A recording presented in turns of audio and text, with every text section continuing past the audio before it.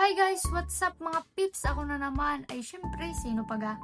Student life, kailangan laging fresh. Kaya heto ako ngayon sa aking paboritong tambayan, ang Alvin Barbershop. Barbershop nga pala are ng aking poging kuya na si Kuya Alben. Yes, ang aking poging kuya. Aring video ng are ay medyo late ko nang na-upload. Gawa ng are ay nung Thursday pa. Nga ngayon ko lang ang na-edit. Nung araw nga ayan ay mamaya pa nga ang aming pasok. Eh di kami chill muna din eh.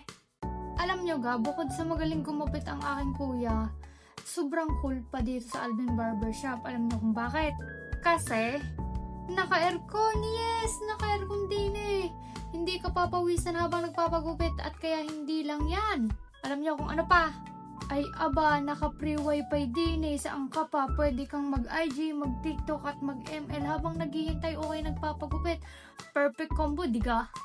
At kaya kung kayo naghahanap ng perfect place para magpapogi, mag-relax at mag-connect sa wifi, ay sa Alvin Barbershop na kayo. Saan pa kayo? Ay di na sa Alvin Barbershop.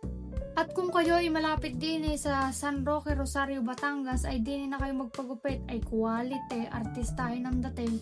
At kung kayo naman ay malapit sa BIMPC Building, Poblacion, Ibaan, Batangas, yan lamang ay nasa bayan, ay di na kayo magpagupit. Saan paga? Chill vibes lang tayo doon. At saka din sa San Agustin, Ibaan, Batangas. At kung kayo ay malapit din sa San Agustin, ay di na kayo magpagupit sa akin kuya. Quality. Ay kaya ano pang hinihintay nyo? Ay puntahan nyo na ang Alvin Barbershop sa mga lokasyong binanggit ko. Ay magpagupit, mag-wifi, mag-relax at makipagkwentuhan. Sigurado akong babalik-balikan nyo aray.